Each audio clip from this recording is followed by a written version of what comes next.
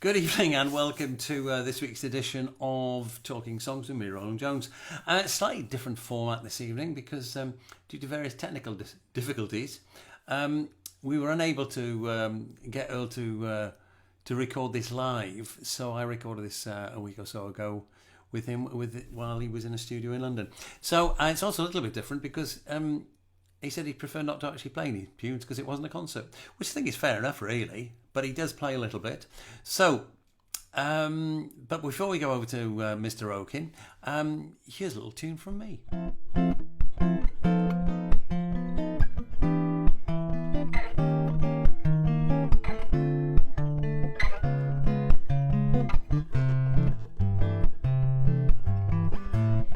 You always smile at me across a crowded room.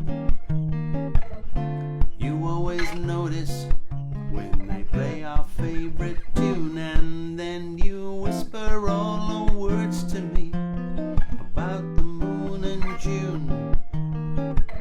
And I thought that romance was dead. Every little thing you do and every little touch, every little thing you say, they all mean so very much to me. 'Cause I know that you know that, I know that you know that I thought that romance was dead. Oh, this is wonderful. You came to me from somewhere out of a dream. Please, don't let me wake up and find out this love is not for real. And when it's time for the last dance of the night, you always hold me close and squeeze me oh so tight. And as we gently sway, I know everything's gonna be alright. And I thought that romance was dead.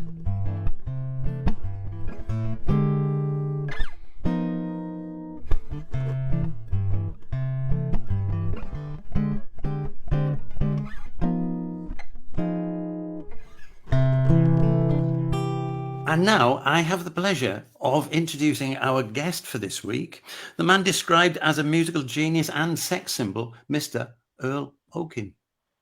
How do you do? Of course, I'm only described that in comedy clubs. I should make it right. Well, I was wondering whether it was some sort of international poll that had been done or whether it was self-designated. No.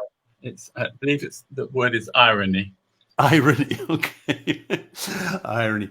Earl, I've been looking through your CV, your career, your history. It's fascinating. So how did it all start?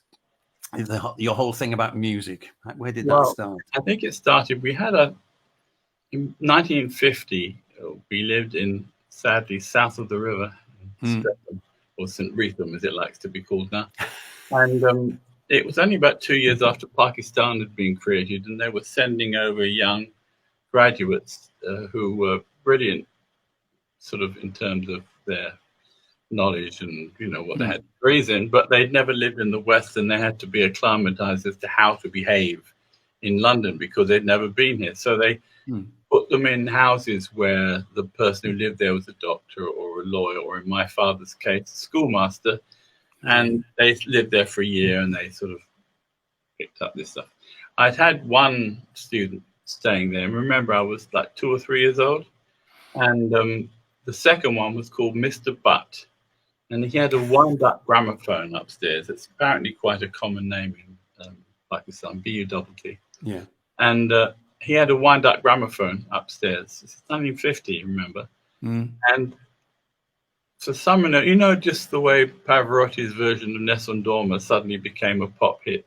Well, in the late 40s, early 50s, there was another aria by Puccini called O mio bambino caro, or in English, Oh My Beloved Father, sung by Joan Hammond, and everybody had this 78, and he he'd wind it up and play this record. And as soon as I heard it, I just thought, wow. And I sort of fell in love with this tune. And I think it was the first song I ever fell in love with. I was 3. And before more than 2 or 3 years would passed, I was already, my mother took me to Brixton Market. I would sing along with any record I heard, and people would give me money, and my mother made me give it back. And the neighbors said, "Oh, take it back there, make some more money." And by the time I was 5, I was doing charity shows with my dad playing the guitar for me. We'd go around old age homes and so forth. So it started very early. Yeah. And then I started collecting records when I was 5, mainly operatic, because that was my great love. And my first songwriting influence was definitely Puccini, followed by Tchaikovsky. So that's how I started. Okay. So what about the when we talked briefly a few weeks ago, we were talking about jazz as well, and about the Great American Songbook and all those. Well, that's later. Yeah.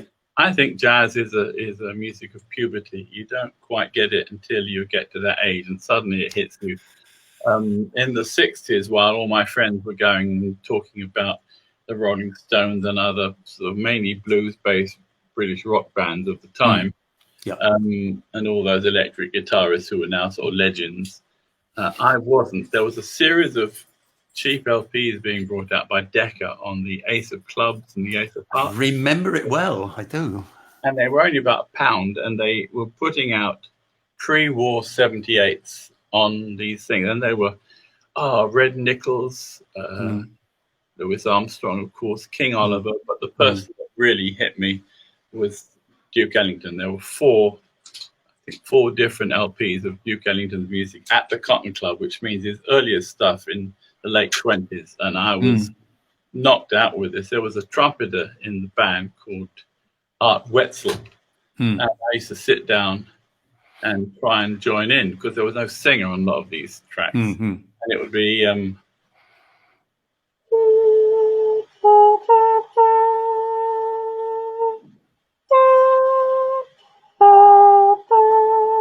that's how this sort of singing like a trumpet thing started. I later found out that people like the Mills Brothers had done it years ago, but I started by trying to join with the Duke Ellington Orchestra. So there was that, and then I started hearing this, and of course around the same time, this is the early 60s, and we became the center of the world due to people like the Beatles and so forth. And I thought I could do that, so I started doing that as well. So it all sort of started at the same time, but I was listening more to Duke Ellington, Louis Armstrong, singers particularly like Peggy Lee, Ella Fitzgerald, Billie Holiday. So all of this was coming in at me from all sides. And oh yes, and the other influence also at that time, I first heard it on the Peggy Lee LP. She was the only American who had a clue how to do it. The others, however great, had no idea at all, particularly Frank Sinatra. It was awful versions of it. Bossa Nova. And I soon decided that the person to listen to most of all was João Gilberto, and of course the great songwriter Antonio Carlos Jobim. So that was my next influence. So all this was sort of coming in at the same time. And of course, it turns out that Jobim was heavily influenced by Chopin, who, again, I loved his music. Again, it's very melodic, all based on interesting chord sequences. And that's really what songwriting is. I always tell young songwriters, chords, that's what makes your melodies interesting. If you play a chord and then maybe don't play the chord that you expect, or maybe change key or do something. I mean, don't just do it differently for the sake of it. Then it just becomes all intellectual and, but just enough to make the melody go around funny corners, just like Irving Berlin did. It starts off, and you don't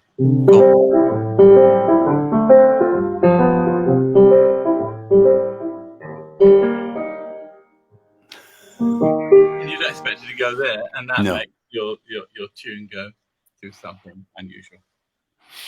So I was reading that you actually wrote quite a lot of things that were covered by people like Helen Shapiro and Cilla Black. How did that come about? Well, really, what happened was I met somebody with the wonderful name of Manny Goldberg, and if anybody was meant to be a Manny Goldberg, it was Manny Goldberg. He was the archetypal, old-fashioned Jewish manager. And he was actually the father of somebody I knew from a youth club I went to. By this time, I was 17, 18. And he sort of liked what I did. And it turned out that during World War II, he'd been in the army with somebody called Dick James. DJM. By this time, no, there was no DJM yet. And by this time, Dick had finished his career singing Robin Hood, which is, if you ever see Robin Hood on TV, that's him singing. Right. And he decided that he was, too old to be a young singer anymore, and he wanted to stay in the business, so he became a publisher. It was a little publisher, and he would have stayed that way had not somebody called Brian come in one day telling him about this new group that he had. And a year later, he was a millionaire. And as I said, Manny knew him, and he was able to get to him. And mind you, Dick was very approachable. He's not at all the character that they make him out to be in that film about Elton John. Not him at all. He was a really nice man, not some sort of thug, and he couldn't have been sweeter. And anyway, he listened to a song I'd written.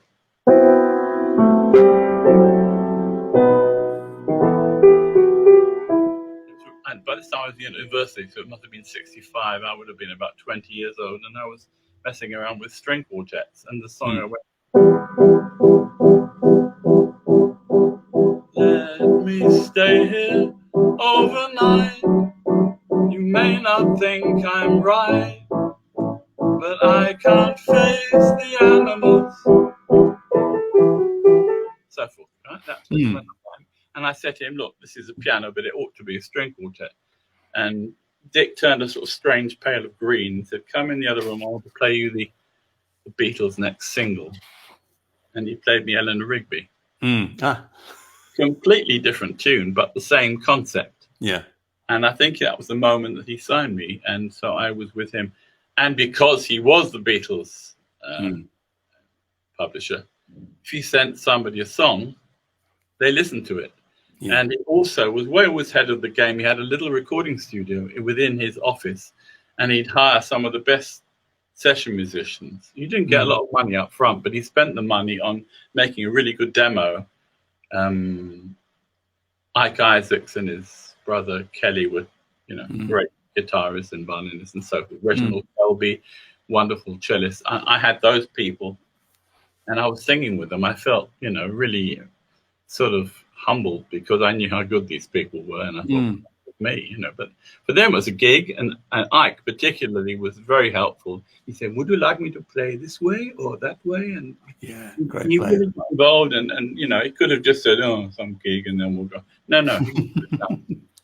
So I did these demos and they were sent off, and Helen, who I saw a couple of years ago after a gap of 40 years, he sang one of my songs a bit later on. The first one was sung, the first two was recorded by Cilla Black, but they were put sadly onto an EP just as EPs were going out of fashion.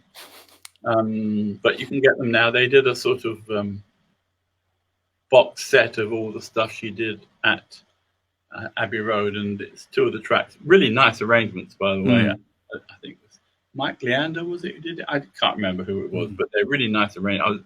Not quite the way I wrote it, but I was really impressed with I liked the arrangement, which wasn't always the case. I made my first single at Abbey Road with an arrangement of my songs, including I Can't Face the Animals, which I hated, and I wasn't asked to consult with the producer, who was later known as Hurricane Smith. All right. Decided he wanted to have a psychedelic huge orchestra. The fact that I didn't particularly want one, or that it didn't fit my songs, he didn't really care about that. I was just a pawn in his chess match, Yeah. Absolutely. Hence his nickname. Oh, I don't know. Oh, Hurricane. No, I don't think that. And he got Zach Lawrence to do the arrangement. I don't blame Zach. He was just doing what he was asked to do. And I didn't like it. And the record was one of the first to be played on Radio 1. And I remember Tony Blackburn said he really liked it. But, of course, that was a kiss of death. And it sold about 3.5 copies. It's on Facebook. Not Facebook, YouTube. You can hear it. Right. So that was, and then I did another single a couple of years later. That was in Parlophone, Abbey Road. And I did another one somewhere in a studio near, where was it? Somewhere off Oxford Street somewhere. That was for CBS. And that was called Stop and You'll Become Aware, which is the same song that Helen had recorded. All right. And finally, there was one of my songs, was again arranged not really the way I wrote it, called Sister Jane. I wrote it as Wendy looks into a mirror, hates what she sees there, wishes she had hair like Sister Jane, which is a sort of pop ballad. But it was done in a sort of slightly more bluesy, I don't know quite what you describe. And that was recorded again by Georgie Fame. And again, on an LP that was the end of a contract he had with one company, whereas the LP that they were pushing was the new LP he had on a new label with somebody else. So again, it never really got heard. But those are my claims to fame as far as this is concerned. So that link with Dick James, was that part of it? How did the McCartney and Wings thing come about? Oh, I had nothing to do with it. You mean you have other good contacts? Well, that was 10 years later for a start. Right. Never met the Beatles when I was with Dick. Okay. And my big mistake was that I wanted to finish my degree in philosophy. God only knows why, but I did. And I thought, if I don't do it, I'll regret it the rest of my life, sort of thing. As it turned out, I regretted not being available to Dick James for the rest of my life, because around that time, 67 or so, he wanted to start a record label called DJM. And I wasn't there. Now, Dick and I got on like a house on fire.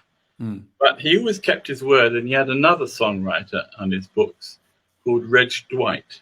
And they never got on at all. They sort of really rubbed each other up. But Dick said he was going to help him, and help him he did.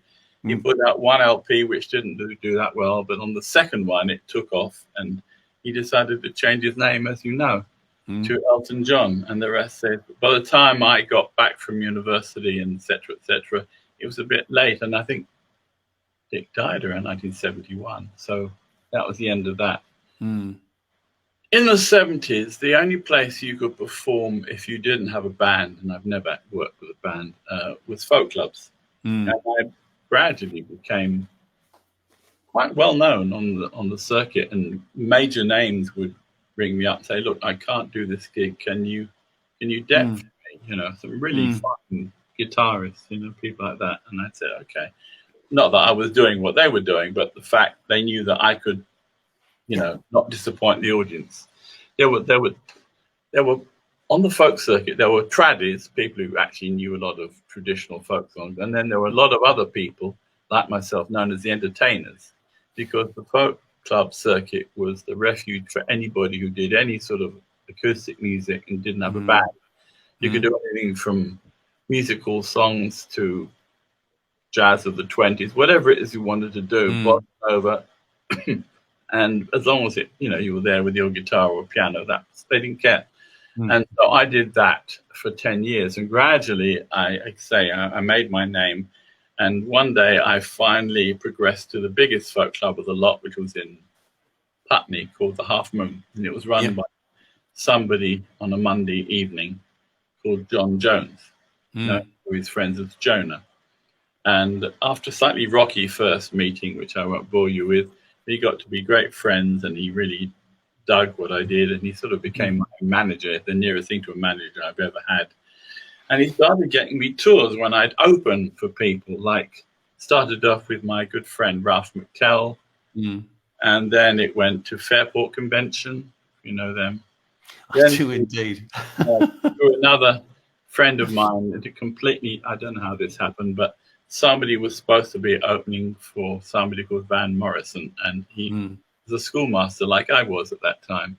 But his school had half term on a different week, and he couldn't do the other second week of the tour. So I did the second week of the tour, and I did the tour with Van Morrison. That would be in mid '79. And the same year, the only time I've ever done it, I did the Cambridge Folk Festival, and I was playing to 25,000 people. Well, during the tour with Fairport, there was a couple of people called the Coopers who sold all the merchandise. And they said, oh, Earl, you really ought to meet this drummer because he's just started with Wings and he's got really fed up with people driving him mad, wanting to know what Paul was like. But I know he liked some of the music you like Louis Jordan. And by this time, I already had a collection of several thousand 78s. So I contacted him, and he came round, and we hit it off very well, and had spent the whole day just talking about people like Louis Jordan and other jazz things and so forth and so on. We became mates. But he was at the Cambridge Folk Festival and saw me deal with one or two awkward moments that could have, gone very wrong. And I dealt with it and handled the crowd. 25,000 people out there. And he remembered this. And that winter, Wings had decided for once to have a support act, which they didn't. And Paul didn't want the usual young band, because first of all, everybody did it. And secondly, he'd have to reset the stage. What he wanted was somebody who could come on, hold the crowd, and then as they went off, you literally had to do pretty much nothing, and then Wings come straight onto stage. And they had all sorts of ideas, stilt walkers, jugglers, and whatever everybody suggested. They went, nah, that one, no. And in the end, Steve Holly, because that's the name of the drummer, said, I know somebody who could do it. And apparently Paul said to him, it was the first time anybody's shown any enthusiasm for anyone. Let's try it. So that's how I found on a Tuesday, and I just got back from playground duty, and I was sort of wet. And my phone rings, and it goes, oh, hello, Steve. Oh, well, look, we're going on tour Friday. Do you want to come and join us? And, and he was with various bands. I went, well, which band is it? He went, oh, Wings. So yeah, fine. I said, okay, see you Friday. And that was it. He rang off. I had to quit my job as deputy headmaster. And I was on the road on Friday. Excellent. That's a great story. Coming off playground duty, I think there's a lot of people who relate to that. Let's go back to actually talking about the songs themselves for a minute, because I'm fascinated by your history and the sort of breadth of things you do. What's your approach to write? What starts you off on a song? Do you sit down deliberately at the piano and think, right, I'm going to write some songs today, or do you start with an idea? Usually, yeah. I mean, I always write the same way. It's in the following order. I decide on a rhythm because that tells me what genre I'm going to be writing. It might be on the guitar. It was put usually, if it's going to be on the guitar, it's usually bossa nova that I'm in, right? Right. But the one sort of song you really need to write with the guitar, because it doesn't. I mean, I've written one with the piano, but it's pretty much usually with the guitar. It's guitar music, definitely. Yeah. I would agree with you. On another occasion, I've got this one in front of me. I haven't played this for years, but I don't write that many up-tempo things. This was actually written the year that I toured with Paul McCartney. That's 1917. Not because of Paul McCartney. It happens to be that year. And it's called I Think of You. I'll just play the few up-tempo. I decided it's about time I wrote some sort of rock song with an up-tempo, because all of my songs tend to be ballads. So this is the rhythm.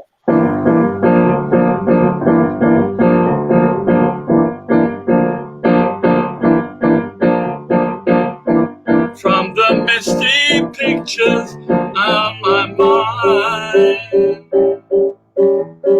I can't unwind. I think of you.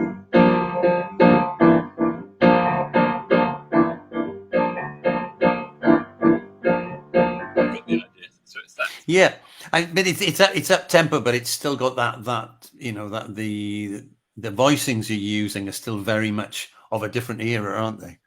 Well, they're more complex voicings. Yes, but I mean, people like Stevie Wonder was doing that at the time. Oh God, yes. So I mean, you could. Yeah, it was more sophisticated than, you know. Yeah. Yeah. Exactly. Yeah. The Beatles were interesting because they weren't musically sophisticated. What they did was they played simple chords, but in the wrong order. If you know what I mean. Yeah, and that definitely made their songs work. You know, you could say the same thing about ABBA in a way, because they're not, you know, a flattened 11th stroke knit 2 4 3. They're not those sort of chords. Stevie Wonders are sometimes, but they're not. But yeah, it's all I was trying to do was to write something that day that was. I haven't written an up tempo thing. A song that I actually did on the Wings tour. I just decided I'd never written a waltz. All right.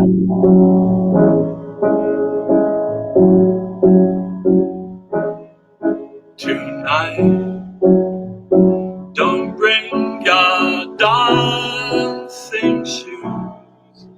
Sorry. Tonight will be for romance and your perfume filling the room with a sigh.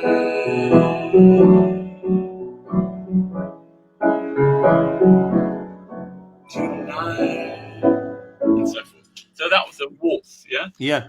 So, as I say, it starts off with the genre. Which sort of song am I intending to do? The next thing, I mean, as you heard there, that you don't expect to hear. Yeah, it's nice. Yeah? So that's the only thing I do, as it were, consciously. And then while I'm doing all this, I'm going, and most of the time it's complete dross.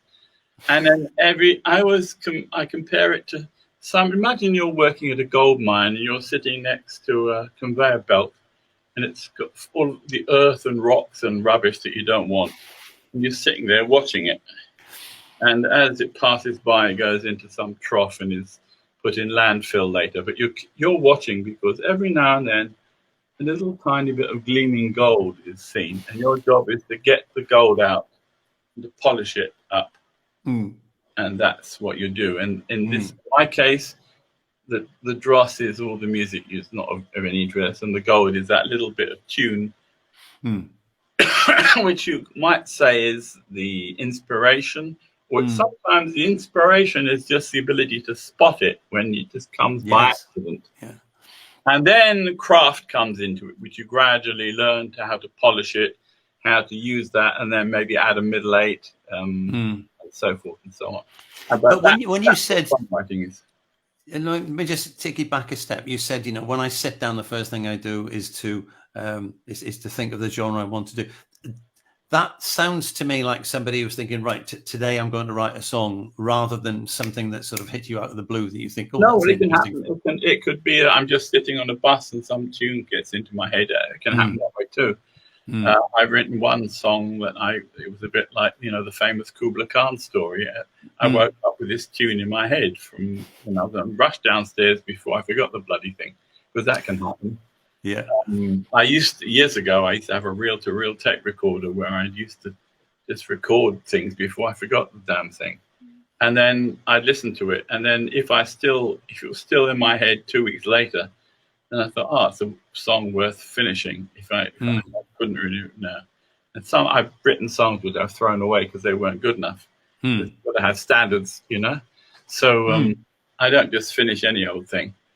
that's the way I work. Well, I mean, if you think about, people like Carole King, for example, and all those people who worked in the Brill Building, they would turn out songs day by day, and clearly not all of them were going to be brilliant. I mean, fantastic writer that she is. And similarly, if you go further back than that, I mean, a lot of the Well, I mean, they did that because they had a job. Yeah, exactly. Yeah. I think Sammy Khan was once asked, what comes first, the music or the lyric? He said, no. And he said, first comes the phone call. And the phone call. In other words, if you've got a deadline, or if you've got working the Brill Building, you've got every day to write a song, or every 2 days to write a song, then somehow you write one, and it might not be good. I think it was Irving Berlin at one point decided he was going to write a song every day, just as sort of discipline. Well, I've never had that, so I've never written more than about 5 or 6 songs in a year, because finally, the one time when I wrote about 15 in 6 months, was I had this idea of writing a musical, and I met the lady who decided to write the book, and she kept coming up with, it's one of the few times when the lyrics were before I had the song. They were terrible lyrics, by the way, absolutely awful. But I got the idea of what she was trying to say, so I threw the words away. But if it's a love song or somebody was upset about something, I got the general feel of it. And I'd use that to decide what the genre was going to be.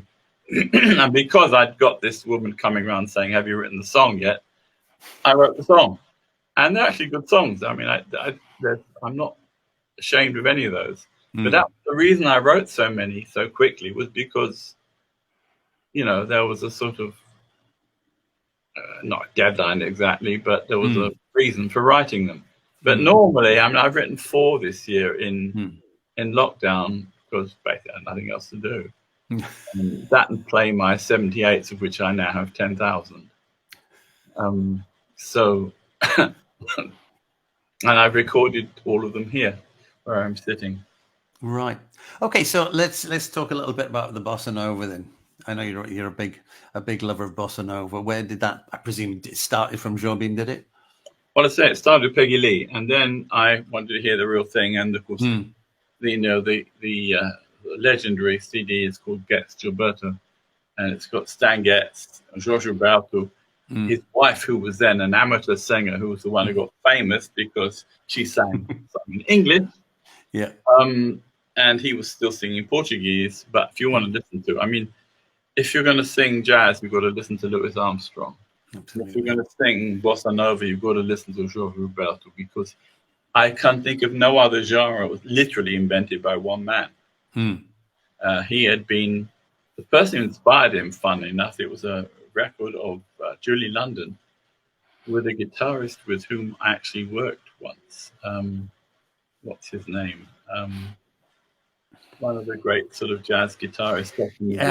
I know who you mean, and I can't think who it is offhand. He came from Texas. Was it Howard Roberts? Howard Roberts? No. More famous than him.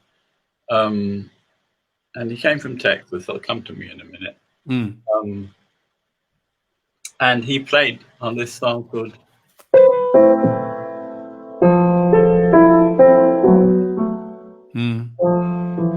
Crimea River. Great song. And he played these sort of jazz chords, you see. John apparently thought, well, what would happen if I took a samba and I added cool jazz chords? The funny thing is, I did a 2 weeks with this guitarist once at the old pizza on the park, and couldn't play bossa nova. But he was the inspiration of it. So Jean put these 2 ideas together, samba and these chords, and the result was bossa nova. And when he got his first contract with a small record company in Rio, there was a young man who was like the musical director, and he said, I like what you're doing. Maybe I could write some songs in that style. And as you may have guessed, his name was Antonio Carlos. And the answer was, yes, he could write songs in that style. Right. Barney Kessel, that's the name of the guitar. Oh, Barney, yes. Yes. A friend of mine toured with him in Europe. Nice man. I've got a very funny story about him. Go on in. We both did the jazz festival in Cork one year. Yeah. And Barney, like a lot of these Americans, he was a very nice guy. Probably at home was just one of the guys, session musicians. But when he was abroad, he, without making a big fuss about it, was a slight swagger about, yes, I am that famous person. We won't make a fuss about it, but yes, I'm he. You know, it's that sort of. So he was coming into the place where we had to register for this festival. I'd already done so, and I got my, you know, my envelope with my key to my room and program for the festival and something you wore around your neck so you didn't get thrown out, you know, that sort of. Yeah. So I've got mine, and imagine there was a series of trestle tables all around the foyer of this little hotel, and so Barney Kessel came with this sort of slight swagger. Yes, I am that famous musician. He used to wear Cuban heels and a three-piece suit, and he's very Texan. When I say Cuban heels, they're sort of cowboy boots. That's what they were. So he looks, you know, and sort of, I don't know, F to L section. So he goes along, and there's a little Irishman of a certain age there. And he comes up to him, and in a sort of conspiratorial tone of voice, he went, Barney Kessel. And the little Irishman said, oh, sure, no problem. Cross the road every 10 minutes. So that wasn't obviously the answer. It was, so he tried again. Barney Kessel? Sure, cross the road. Anyway, this was going, and they would begin to get angry with one another. And I knew what was going on, but none of them did. So I went up to the little Irishman. I said, hello. He went, hello there. I said, he's not saying Blarney Castle. He's saying Barney Kessel. So we sorted that one out. Excellent. I remember my friend's drummer called Tony Mann, you may have come across, and Tony toured with Barney and Tal Farlow and Chet Baker and all sorts of people. And he said that the Barney Kessel's running gag, because they were always touring in Italy, was that, you know, how he kept on saying, well, who's Louis? Because everybody's looking for Louis. Because Louis in Italian means him. Ah, Louis. Yes. Say, who's Louis? Who's Louis? And it's like that was his running gag for 3 weeks on tour. Yes, I can see that. And he also heard him say one day, because they were late getting to a gig, and of course it's a long time ago, so and Italian maps are notoriously bad anyway. And they had to phone the guy whose venue it was and say, look, yeah, we're making good time. We're totally lost, but we're making really good time. But we don't know where we're going. Yes, exactly. Yes, yeah. I mean, he was a wonderful guitarist. I have a recording of him doing something that nobody else has the recording of him doing. I spent 2 weeks at the Pizza on the Park, sort of, you know, as his support or whatever. And I said to him one day, oh, did you ever listen to those chord guitarists from before the war? You know, people, Eddie Lang and the people who fucked him. Condon and that, yeah. Of course, he said, I grew up listening to them. And he went into wonderful chord solo, pre-war style jazz. Oh, lovely. Yeah. And I said, why don't you do that in your show? Yeah. He said, well, I'm not known for that. I said, precisely. I'm not saying do a whole show like that, but just put one song like that. It'd bring the house down. Oh, he didn't want to. But there you go. But the next evening after the show, I said, oh, I enjoyed, so would you mind doing that, one of those for me again? Sure, he said. You know, he didn't mind doing it, not on stage. Only this time I happened to have my Sony Walkman cassette recorder. So I was recording of him doing it, and probably nobody else has him playing that sort of stuff. It's an extra. I mean, it's a very, very difficult skill chord soloing, and when you listen to some of the greats doing it, I think is the one I've got. Right. Well, I mean, George Van Apps used to do a part. You know George Van Apps, yeah? He's one of them, wasn't he? He was yeah. He used to do a party trick where he would say, "I'm going to play us something, George." He'd pick the guitar up and he'd say, "Okay, you pick a string." And he'd say, "Well, the third one down." He'd say, "Okay, do you want me to tune it up or down?" And he would detune the guitar completely by half. And then he'd say, "Okay, what do you want me to play?" He was extraordinary. And he wrote a thing called harmonic mechanisms in harmonic, because he was trained as an engineer. It's a very, very, very mathematical mind, and he wrote this massive 3-volume tome on harmonic mechanisms. I've got records not only of him, but his father, who was a very famous banjo player and made recordings way back before World War One. All right, I didn't know that. Yeah, there's another Van Epps. Check it out. On and also Van Epps, virtually invented the 7-string guitar. Yeah, it's got the extra bass thing. Yeah, an extra A string. Who was one of the most highly renowned banjo players. So it didn't come out of nowhere, you know. No. they rarely do. Anymore, but yeah. No, some of those guys are just. I hate them all with a fierceness. You wouldn't. I did I went on a masterclass with Bucky Pizzarelli some years ago, and that was wonderful. He's a lovely guy.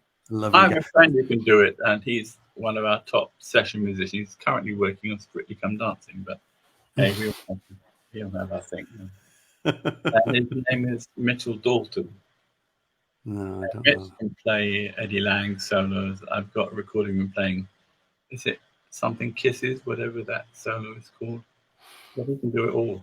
In fact, his version is more complicated than the original one. No, I don't know that one. No. Oh, watch out for Mitchell Dalton. He sometimes plays. He tends to play with his group of. They're called the Mitchell Dalton Session Kings because he has a lot of sessions. Right. And they're okay. Can we get back to you and Bossa Nova? Because I was reading that you've done some tours over in Brazil. And yes, I have, and I got to sing with and meet some of the greats. In '75, through somebody I knew at the time who worked in McCann Erickson, you know, that sort of PR place. I got to meet Elis Regina. All right.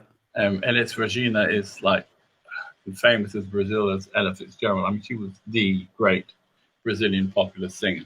So I got to go have supper with her when I spoke no Portuguese at the time. And afterwards, I got her to sing a song called Pra Dizer Adeus, which goes...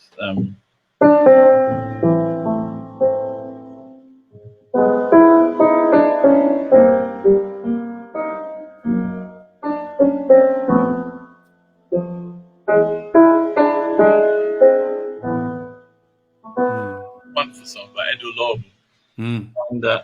And she sang it, and I joined in on trumpet. And she was very professional. And her husband, who's really a pianist, he's still around. He played guitar.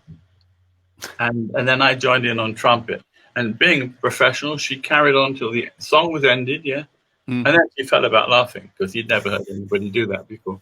Sadly, she died at a very young... I mean, I was 27 at the time, and she wasn't much older. She died when she was, I think, 37. Something to do with, I'm told, I don't know the details, something to do with a mixture of cocaine and alcohol was involved, somebody told me. I don't know. It happens. I met then a great alto player, not alto, well, he did play alto, but mainly soprano and clarinet, called Paulo Moura. And I got to know him as a friend, and he even played with me in London when he turned up at the Troubadour, where I used to perform in those days. And later on, I had breakfast with Gal Costa because I was there in 1990, where it turned out she was staying, and nobody else recognized her except me because she pulled her hair straight back, was looking very severe with a very miserable expression, wearing glasses. You're Gal Costa, aren't you? Yes, I am, but nobody recognizes me like this.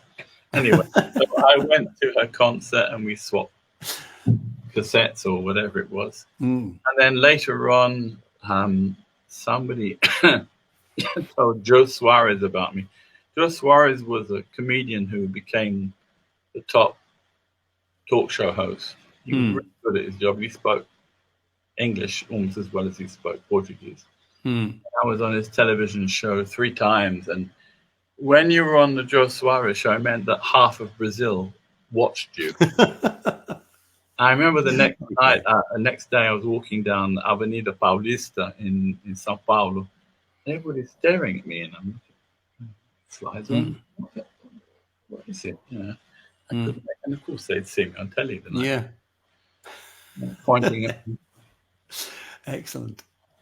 So that the of course the other sort of path that you've trodden with on the comedy side. Can I ask you to play us one of what you consider to be your No, because I need a guitar for those. You can't do. Oh, damn.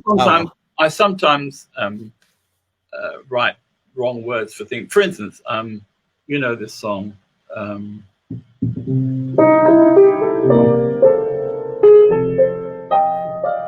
Yeah.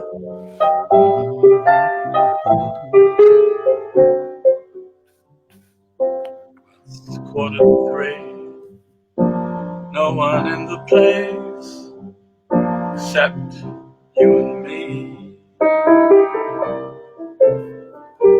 You know that song, don't you? One for my baby. Yeah, one for so I do it great, and I do it almost overdoing the emotion of it, you know. And then I say, but ladies and gentlemen, you know, some rich idiot who's lost his woman and supposed to feel sorry for him. But I said, I've always been a bit of a socialist. They call me a Corbynista these days. But you ever wonder what the barman is thinking while this is going on? So I 2:45. No one in the place except Ken and me. If it wasn't for Ken, I'd have been back home in bed before 10. The boss let him stay when he promised to pay back all that he owed. Now he wants one more for his baby, one more for the road. So it goes on. Excellent. And you just have to think of some silly. I've got a version of the song which started out as Comme d'habitude, more famous as My Way. My version is about bad pianos, and it's called I Want a Steinway. And so occasionally I think of things like that. The last time I wrote one was last year. You know, have yourself a merry Christmas. Yeah. So my version was, have yourself a very COVID Christmas. Make the Yuletide grim. As for Santa Claus, you won't be seeing him.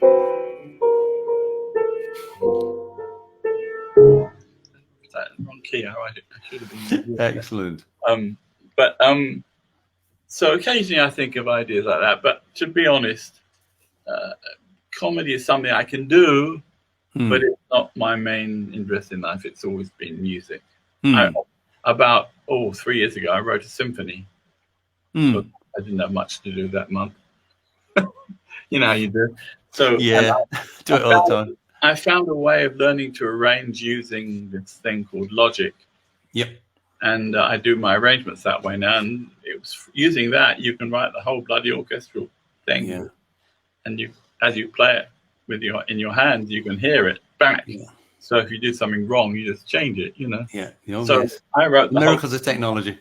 3 weeks, I was able to write the whole thing. Yeah. And what are you planning to do with it, Laurel? Well, I'm trying to get somebody to play it, but it's not the world I know, classical music. There must be an amateur orchestra that would like to do it somewhere. It's good stuff. I mean, it's very 19th century because that's the music which I like. You know, Tchaikovsky, Chopin, Puccini. So it's very much of that era. I don't like 20th century classical music. It's going bing bong. No, not for me. Or no, sounds like a bull in a china shop. No, not for me. It's a big melody thing. It's for me. It's always melody. Actually, when you did that with the sort of the bashing on the keyboard, it sounded like, a bit like. Is it Victor Borge does the thing where he does Happy Birthday theme in the style of about 20 different composers. Yes. And he says he comes to the 20th century and he invents a name, something like Schlitz, I think, which in fact is an American beer, and just strikes the piano. Which is there's a wonderful sort of female operatic version of his. I'm trying to think of her name. From Diane from the 50s. Yes, she does about the ring cycle. That's the one. Yeah, we were talking about. She's brilliant. Yes, she only died relatively recently. She was Canadian, but she sounds very British. Yes, she does, doesn't she? And she did one of her LPs is different styles of songs. And,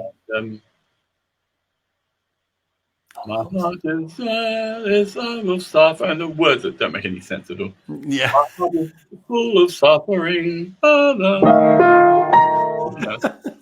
And then the German one is very sort of heavy, Schlumpf. Schlumpf is mein gepitzener Schlitz. I mean, it doesn't make any. It's not real good. Yeah. But it sounds just like some of those. No, she's the French one is very sort of fluffy. J'ai perdu la plume de ma tante, mais j'ai la parapluie du jardinier. And it's sort of, I've lost the pen of my aunt. Yeah. I've got the. It's a similar treatment to Victor Borge's thing on the Mozart opera, where he characterizes the soprano and the tenor, and the tenor walks in a single file, all that sort of stuff. I love it. There's a very nice one of those by Peter Ustinov called Mozart. If you've ever heard that, 78.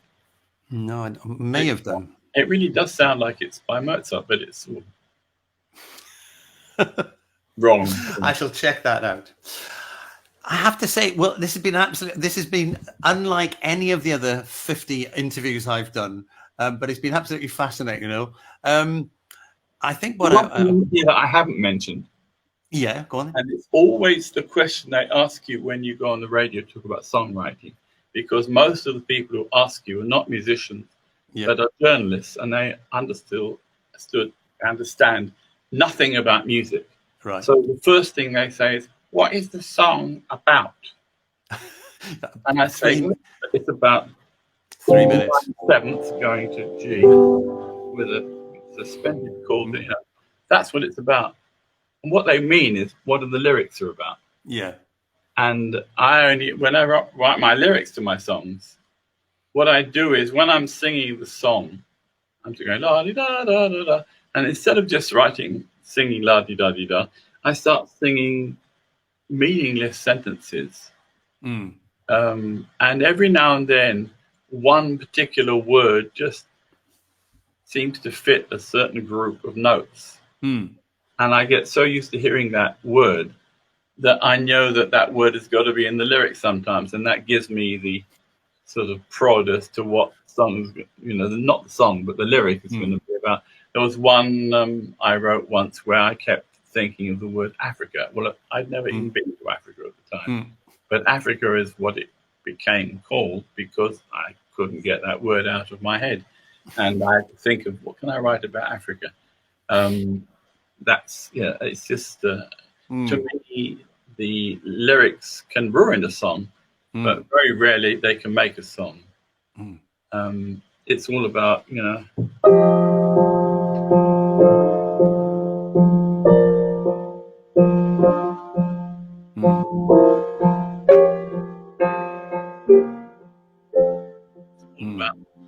that's the introduction to one of the songs I wrote about 2 years ago. All about chords and and melody.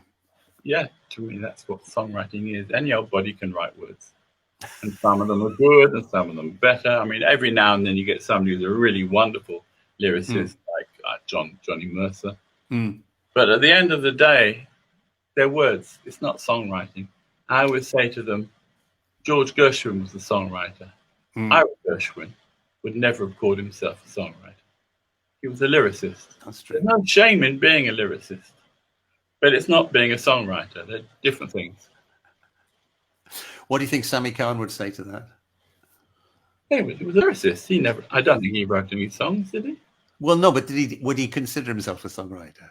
I don't think so. I mean, He was fairly opinionated. He used to rewrite everybody else's songs, didn't he? I don't know about that, but I think of him. I don't think he wrote any original melodies, did he? I don't know, to be honest. I don't know. But I mean, if you write words, then you're a lyricist. Mm. You know, nobody says, come and listen to La Bohème written by Ilican Giacosa. They go, come and listen to La Bohème written by Puccini. Yep, absolutely. That's what it is, you know. And this concept of the song being a marriage of music and words is a very modern one. It only started probably in the 40s, 50s. Now everybody thinks it's what songwriting is. No, songwriting is writing the song.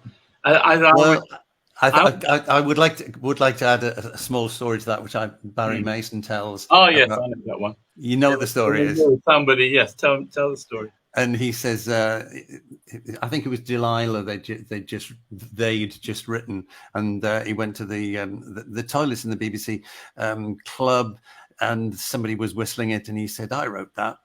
And the bloke said, "Who are you?" He said, "I'm Barry Mason. I wrote the lyrics." He said, "I'm not whistling your lyrics." Exactly. And I always say to somebody, you can sing any song without the lyric. Try and sing it without the melody. I think on that we can call it a day on that, Earl. It's been an absolute pleasure talking to you, mate. And I'm hoping to try and get over and see you in Leeds. I would like to get over to that. I hope it happens. If it happens, yeah. If it's going to get called off, let me know. I've put it as an event on Facebook now, so that's supposed to mean that it's real. But we shall see. It's all down to a certain Boris person on the 7th of June, isn't it?